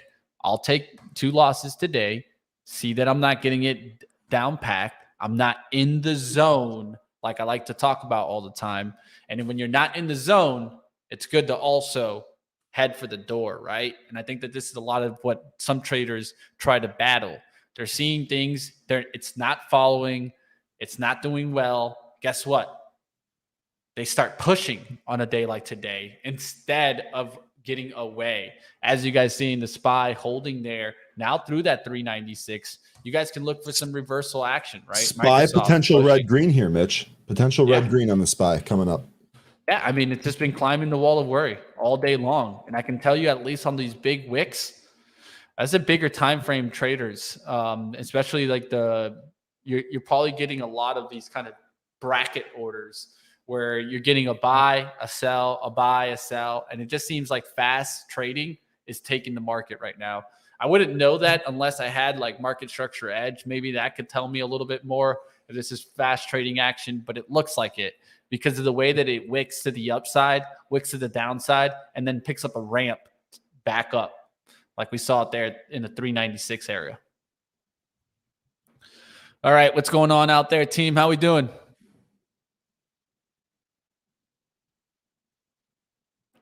Do you guys evaluate entry points, stop losses, take profits, or is there other things that you guys take in consideration? I mean, there's so many aspects, right? There's so many variables that you can take into your trading.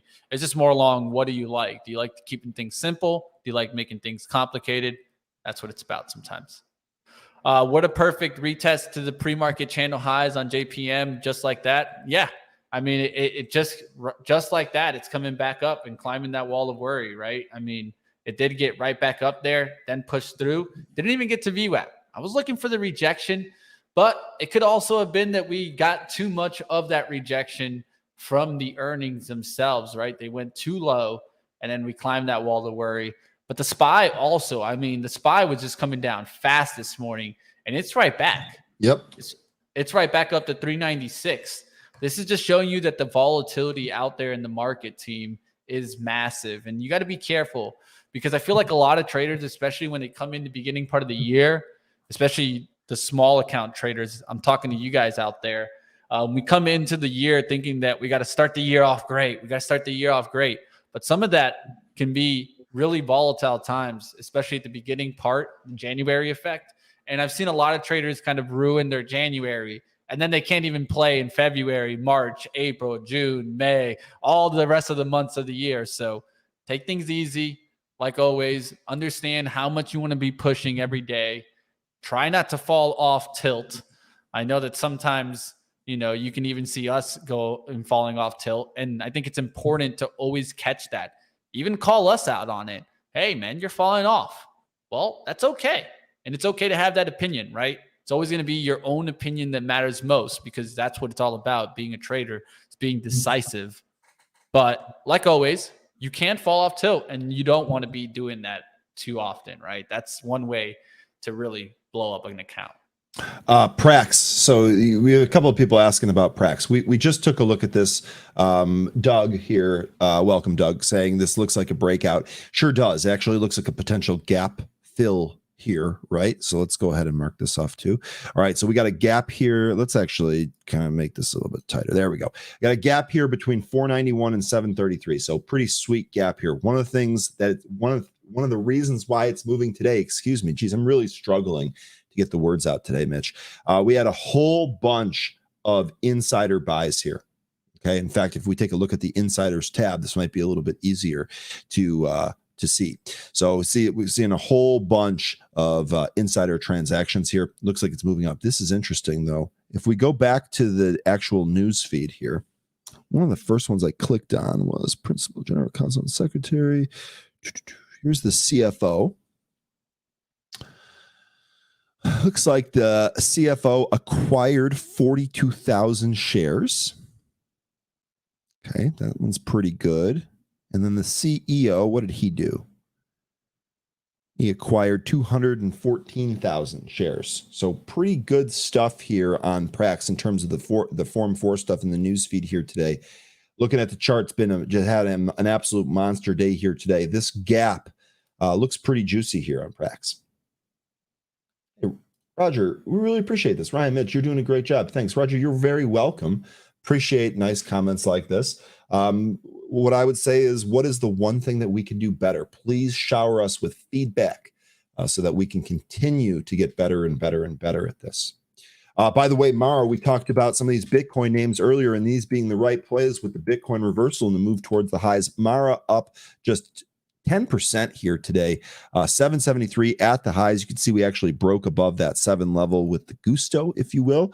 Volume is looking pretty good here. Mara, really, really good day. This trade here from 7 looked to be it. I'm not sure I would chase here, but if you're in this, maybe take some of those gains.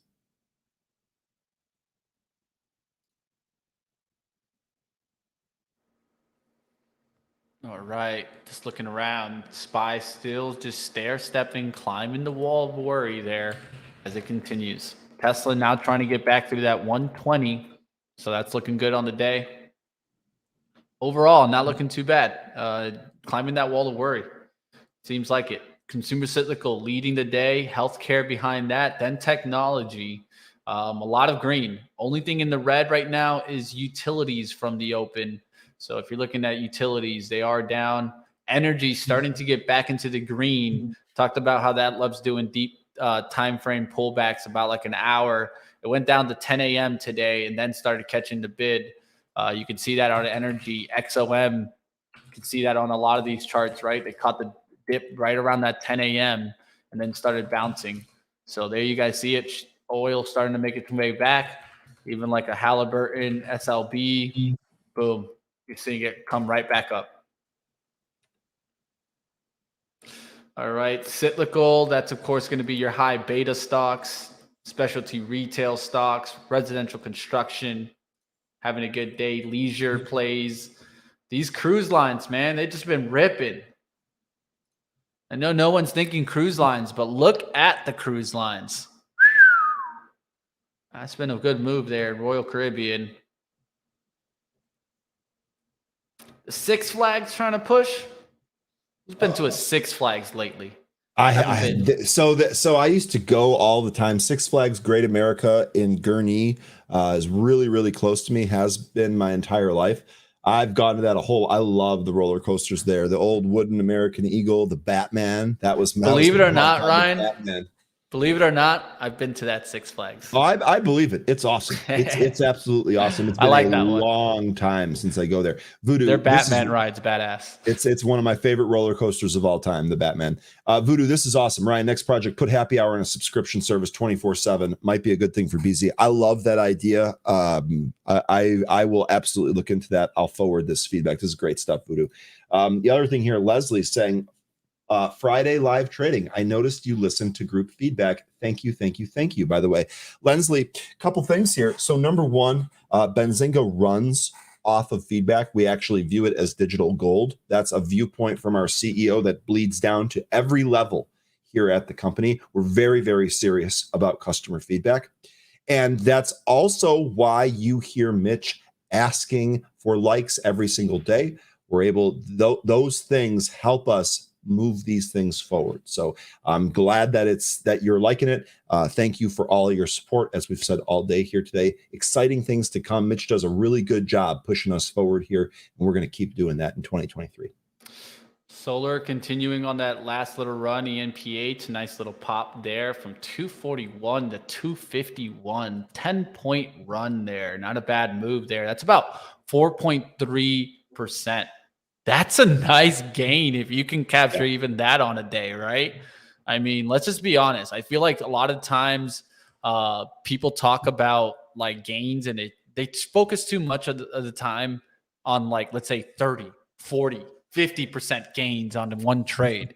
The truth is, if you can make, your average trade, I mean, it's all going to be dependent also on your loss.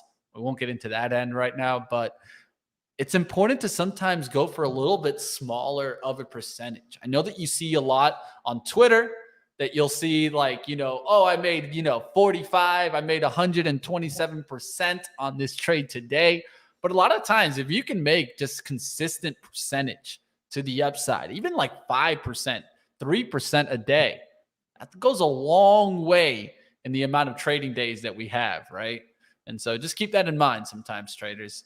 Doesn't always have to be, a 60% gainer. Series 7, not really up my alley. Really, to tell you the truth, I'm not trying to sell things to people. Yep. That's the truth, is that if I was trying to sell things to you guys, well, then I would. But that's why I went for the CMT more. And what the CMT, of course, stands for is for Chartered Market Technician. And I'd rather be more of a technician studying on how charts work, understanding that, having that in my tool belt. Of course, that's not the only thing I like to focus in my tool belt. I like to understand fundamentals. That's one thing that I definitely have on my list in 2023 to get even deeper understanding. Of course, I've taken some financial classes in school and college. Of course, finance gave me that. I did go through, like cash flow statements. I even at one point was doing DCF models, right? Discount cash flows. But I think that's a little bit too complicated to get into things like that here. So what I try to do is just try to always add to the tool belt. That's the important thing. I think that's important. And if you want to go for the Series 7 or the Series 3, that's up to you, right? It's all up to you. If there's anything that I think I would go after the CMT, it would be learning more statistical. There's some financial modeling certifications that I'll be probably maybe going towards after I get that CMT.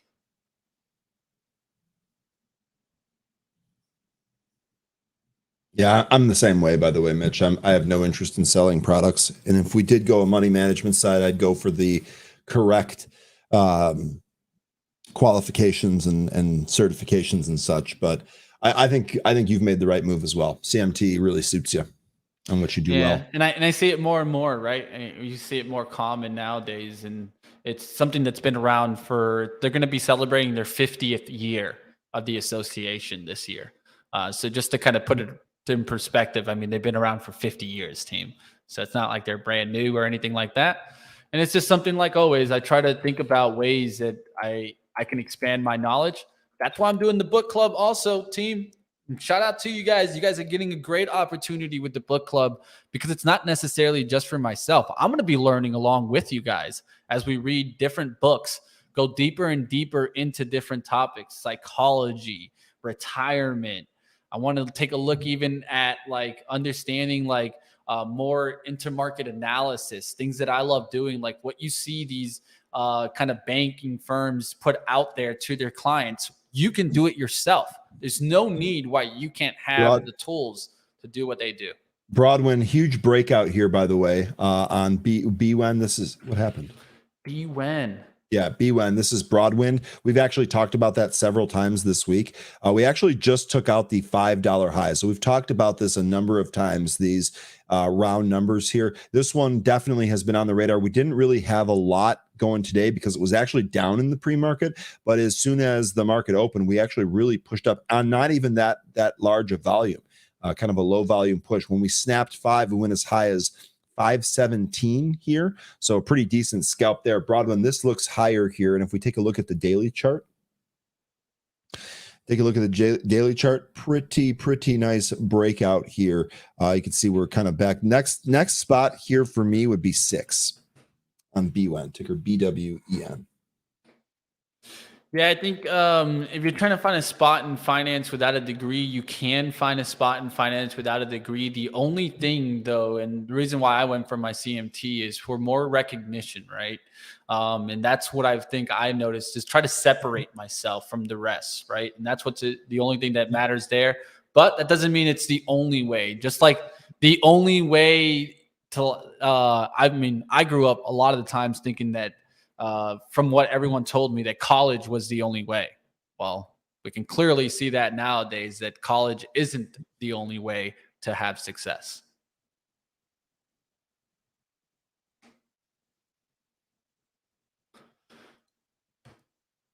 Time frame for the book club. Okay, so time frame for the books. It's just gonna really all depend on the book, right? What I'm thinking is about like potentially maybe like 50 pages a week or something like that. It's really depending on the chapters of the book. Some chapters in books can be, 40 pages long, and then some chapters in books can be 10 pages long. Now, of course, it's not going to be 10 pages a week because we'll never get through the book. Right. But we'll try to find something that works for everybody. Remember that at the end of the day, it's to benefit us all. Mitch, one of the things, I mean, this was completely separate from your book club, but it actually dovetails quite nicely. One of my New Year's resolutions was to get back into the habit of reading every night before bed. Yeah. It's very, very easy to get out of that habit if you have a DVR and there's shows and stuff that you want to kind of catch up on. Right now, I'm binging the Jack Ryan series, so it's tough, right? But one of the things I really want to do is get to reading something every night. Whether it be for enjoyment or development or whatever the case is. And I think that this book club is really going to help me stay on track for that. I'm definitely going to participate with you folks. Yeah, that's the fun part. And I think that's what I also wanted to do is I wanted to get through a lot of books this year. And I said, why not just do it with a lot of people? Because what I find a lot of the times is I find some really good knowledge, or what I find knowledge, right, in the book, right? And then what I always like to do is talk about that knowledge. Let's make it become more of something that I can actually own, right? Because if we read knowledge, it doesn't necessarily mean that you like actually grasp the knowledge, that you can put it into practical nature, right? So that's what this book club's also about, is discussion. Let's talk about it. If you don't agree with something, talk about why you don't agree it. Hopefully we'll have somebody in there that understands what we're talking about and can help us push forward. That's what it's all about, team. Jan, with a great little pro tip here, you can also use Audible. That's what I do during walking or dog running. This is a great little tip here. Audiobooks can be really, really helpful for doing stuff like that. All right, since I haven't even put it out there, I might as well put it out there. If you guys still haven't joined the book club, definitely sign up. The form, what the form is going to do, and if you're part of the club, the difference between the form and if you just want to look at what we put out is that you're going to be in the behind the scenes. That's where I think it's completely different than all the other content that we do here. You actually get to be a part of the recording. We're going to be putting out an unlisted YouTube where only the book club can get in. And then you guys can have all the conversation there. We'll have longer talks. It might run, who knows, sometimes longer than an hour. But what we'll put out is an edited form also during the week. We'll put it out like at Wednesday, and it's going to be like maybe like a 20-minute video versus what you could get in the book club, which is all that talk, all that conversation, looking for real life examples. So I hope you guys join the book club. I definitely think there's more value in the book club than just catching the videos that we put out.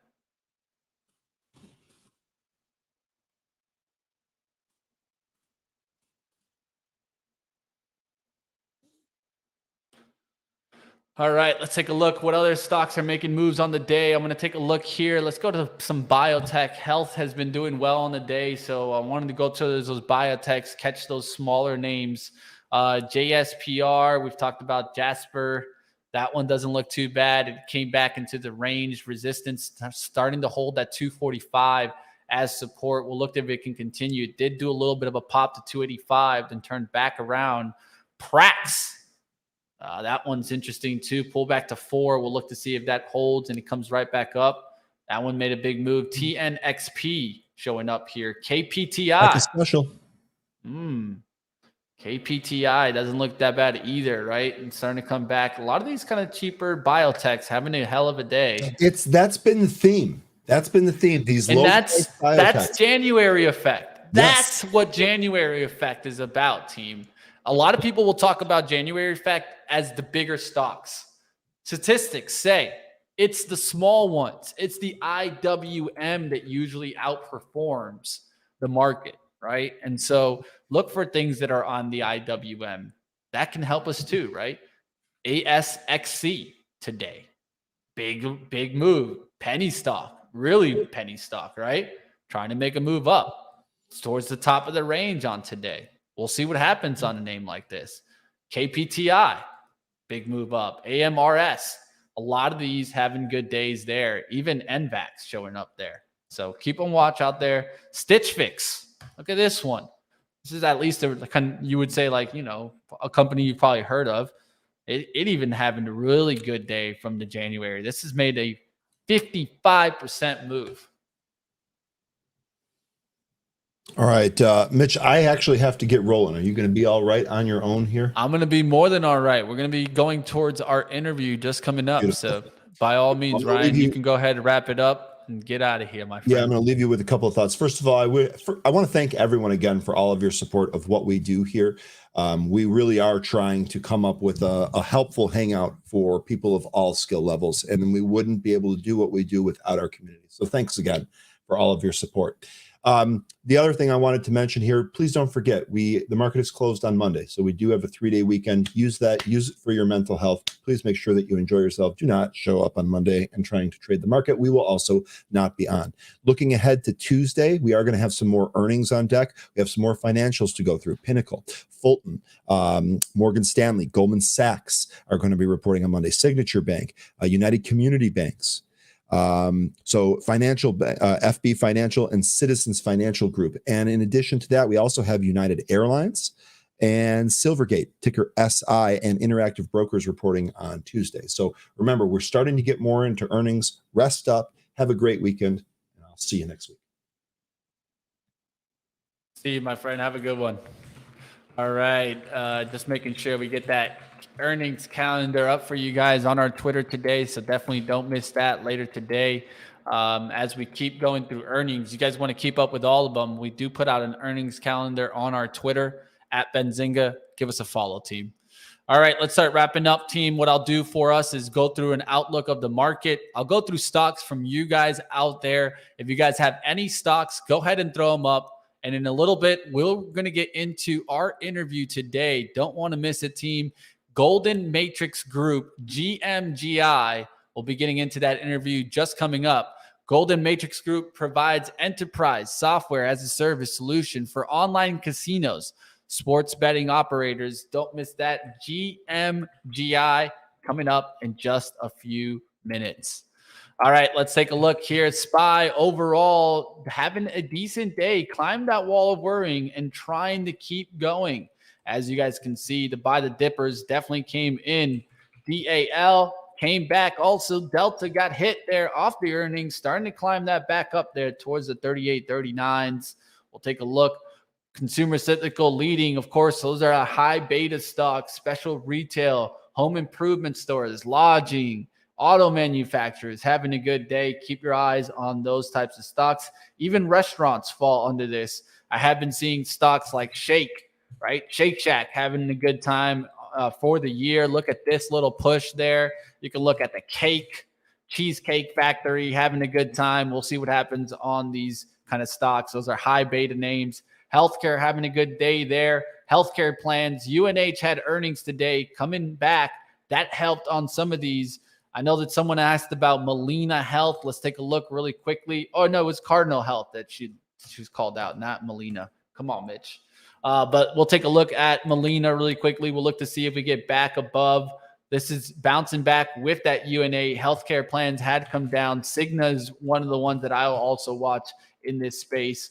Biotechs overall, we've talked about some of those. The cheaper names having a good day there. Let's see how the high cap names are doing today. Amgen bouncing back a little bit. Gilead hanging in there. Regeneron starting to climb that down gap that it had from kind of the report that came out from the BRTX, able to bounce back after, of course, doing a decline. So it doesn't look too bad for these. Moderna's just hanging in there. We'll look to see if it gets through 190 today. Keep going. Technology having a good day today. Apple bouncing back a little bit from the open. NVIDIA, probably one of the leaders on the day, not having a bad day there. 2.91. Nice little up move, continuing on the upside. Meta, is it staying strong? Ooh, it's not looking too bad. It's continued to keep working up towards the upside. Meta has been hanging on there.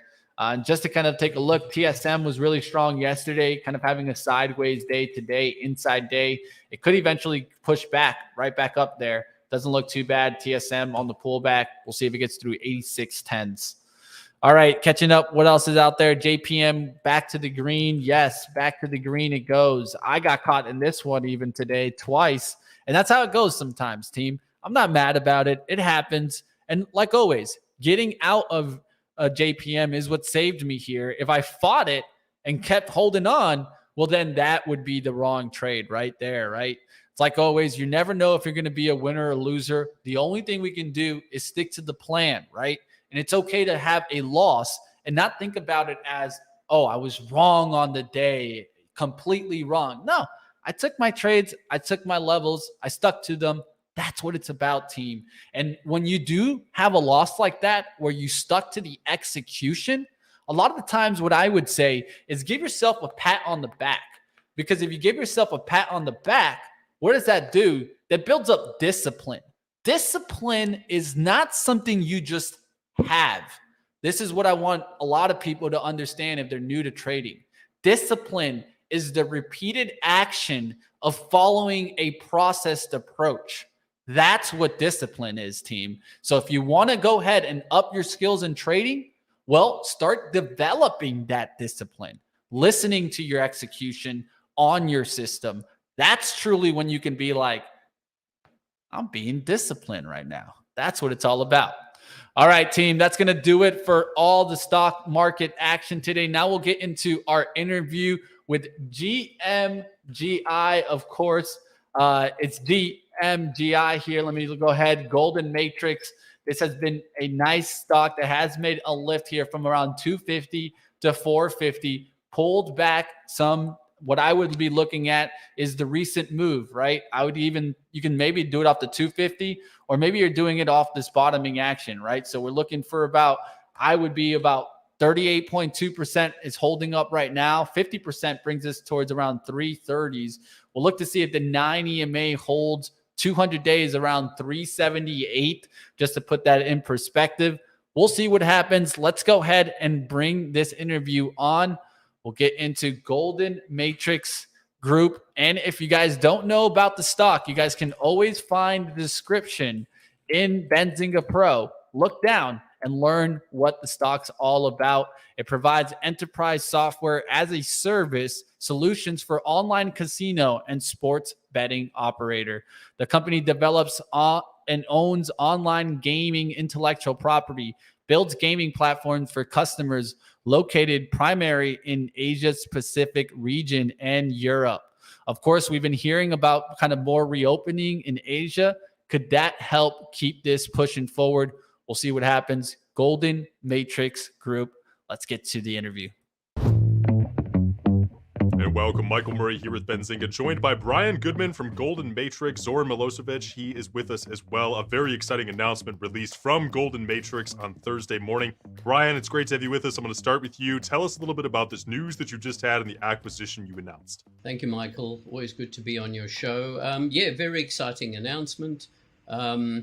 as per this morning's announcement, we've signed an acquisition agreement with Meridian, and we've always said that we're looking to grow the company. And in terms of core growth, we've been very successful, but also in terms of acquisition. Our first acquisition was Arkings, but now we're looking forward to working with Meridian, and that would take us to a whole new level. It would be transformational. Amazing. It's a great start from both of you, Brian. Thank you very much for all of the intros. Zoran, I will turn it over to you now as well. Coming from the Meridian perspective, tell us about why you think this deal is going to be so impactful, and tell us a little bit about Meridian as well, so we have some context here. Michael, thank you for the invitation, and Brian, thank you for everything and making this deal done. Basically, let's start from the second point. Just short intro. Meridian is 22, almost over 22 years old company, and we dominantly we started the business in sports betting and then expanded into online casino. So into casino, and today we operate in sports betting and casino, online and retail as well. And basically, company employs about 1,100 people. And what is very interesting, the company has its own proprietary technology, both in sports betting and in casino. So we have sports betting technology with back offices and all other required modules and functionalities. And also we have back office for online casino, and also we are developing our own casino games as well.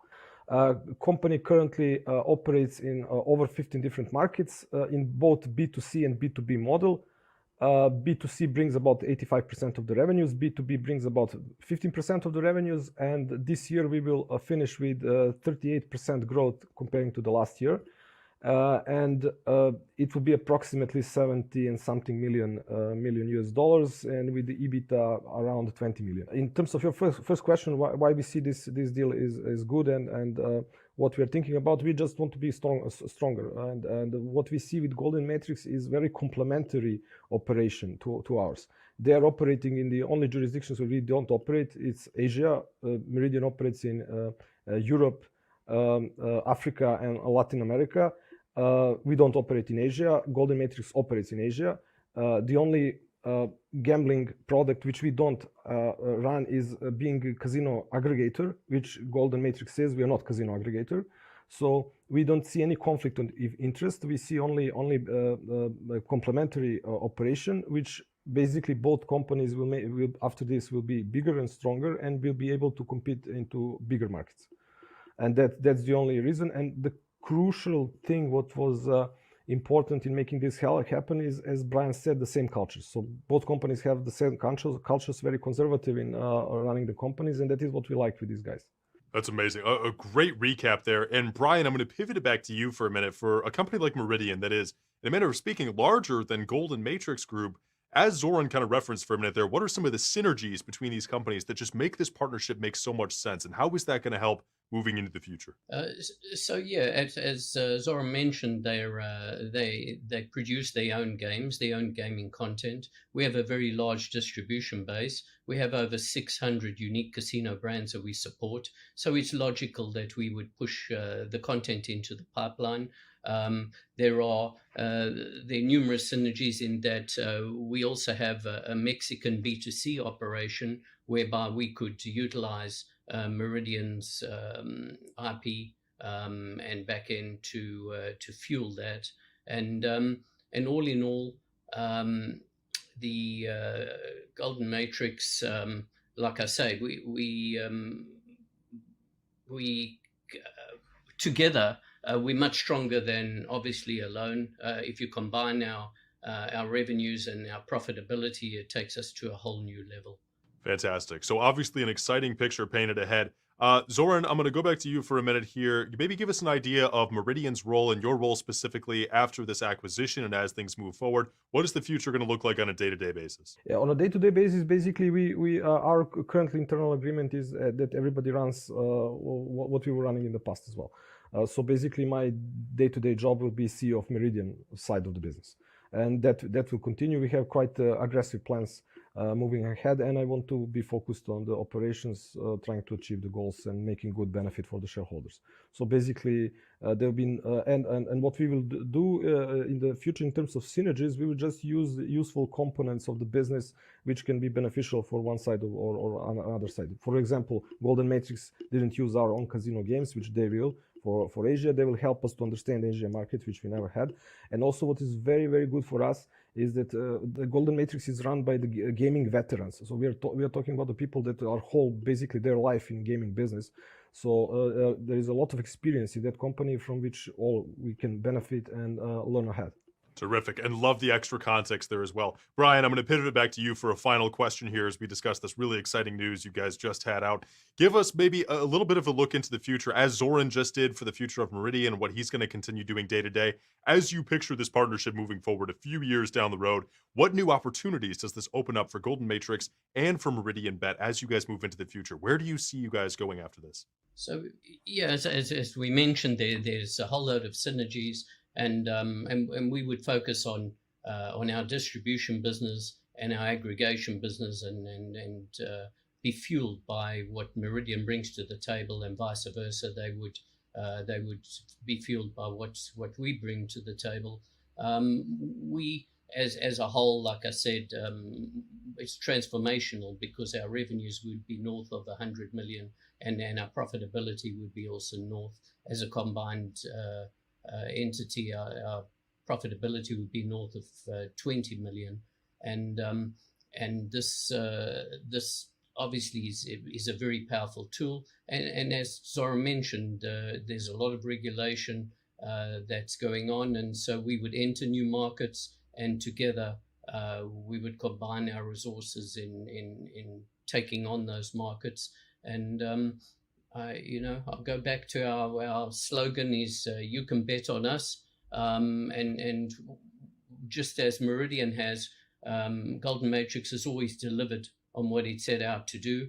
And our goal is to build this company into a much larger company, and to increase our profitability and increase our revenues, and increase our reach globally as well. So we're looking forward to working together, and we're looking forward to delivering value to the shareholders, and we've always done that, and we would expect that going forward that everybody would benefit. Wonderful. Well, gentlemen, I can absolutely say it's an absolute pleasure to have the chance to talk with both of you guys directly after such exciting news, and very excited to see the future paved ahead for you guys and what you do next. Zoran and Brian Goodman from Golden Matrix Group and Meridian Bet, thank you so much for joining us here today, sharing more details about the acquisition. Thank you, Michael. All the best.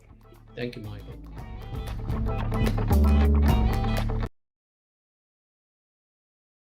All right, team, welcome back. I'm getting into the action. I'm going to go ahead and take a look into the markets before we wrap up here. How is the SPY doing now? Let's take a look. I was taking a look at Tesla, talking about it in the chat there with you guys. Seems like Ford is down today. Tesla still hasn't gotten through there. We're definitely battling here, trying to get towards 397. But overall, it's been a good day. Be careful for turnarounds later in the day. But stocks have stayed strong. Consumer cyclicals still leading. Healthcare now taking lead.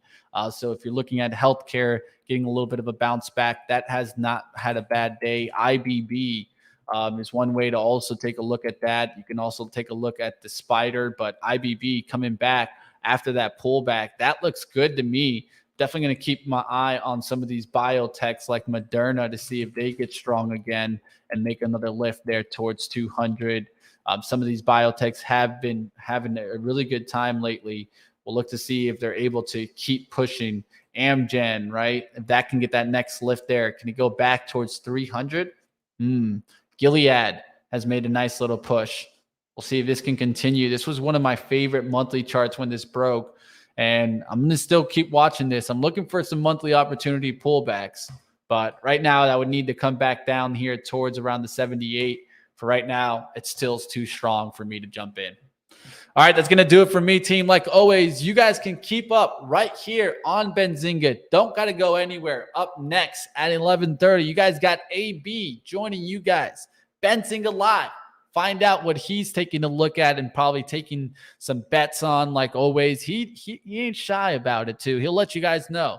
And like always, you guys can catch me a little bit later today on Stock Market Movers, as I'll have my guest and interview today, David Keller, Chief Market Strategist at Stock Charts. So check it out, team. Excited to go ahead and get into that action. I'll see you guys a little bit later on Stock Market Movers. That starts at 1 p.m. Eastern. See you there.